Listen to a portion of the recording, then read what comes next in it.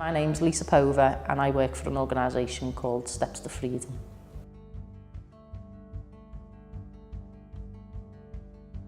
We are a counselling service that runs a 21-week recovery programme for survivors of childhood sexual abuse, rape or exploitation. Predominantly we do this through group or one-to-one therapies, so the programme is run weekly over 21 weeks. We have other programmes and run like a monthly survivors coffee morning, and we do a strengthening families programme which looks at a wraparound service for the survivors while they're going through the programme or post-programme when they've made some behavioural changes and family and friends are left not knowing who this new person is.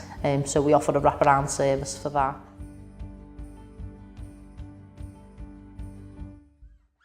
Steps to Freedom was set up by our founder and chief exec, Jackie Moon.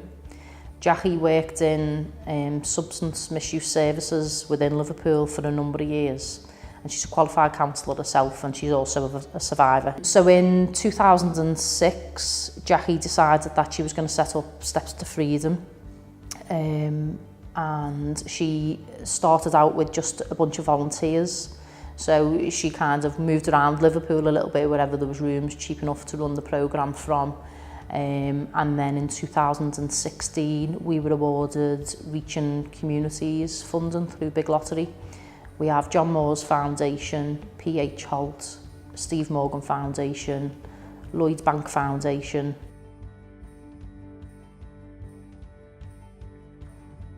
From when somebody is first referred to ourselves, one of the qualified counsellors would normally get in touch with one of the clients, invite them in for an assessment, and then they would be enrolled onto the Survivor to Thriver programme. From a business or funding perspective, either myself or an organisation that's heard about us may get in touch with myself, and then I would go and meet with the organisation and discuss what it is that they want to achieve from working with Steps to Freedom and if we're the right fit for each other. Because we're a grassroots organisation, I think, and we're small, we can grow into the need of each organisation to make sure that the objective of as many survivors being seen as possible, so that they don't have to carry this burden for the rest of their life, is the main aim.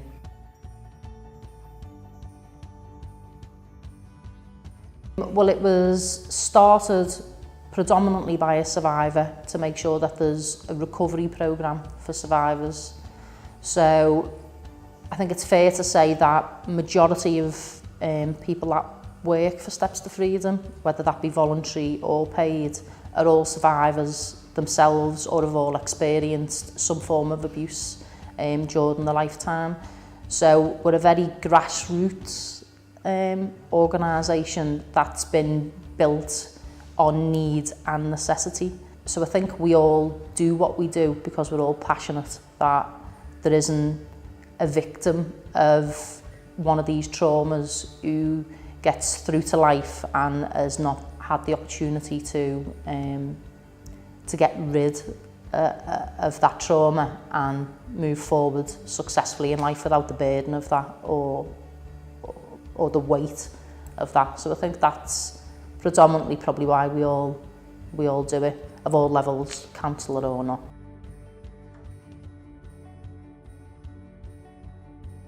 Well, obviously we're in the third sector, being a registered charity, but because sexual abuse is faceless, we're almost cross-sector between private and public.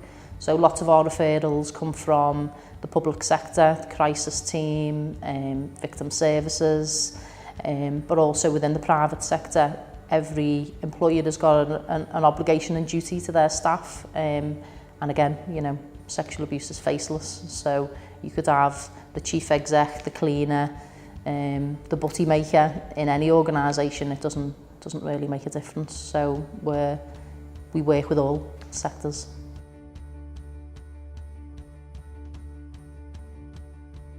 Myself, lisa.pover@steps2 freedom.org.uk, or you can reach us at www.steps2freedom.org.uk, and on there's contact details and referral forms.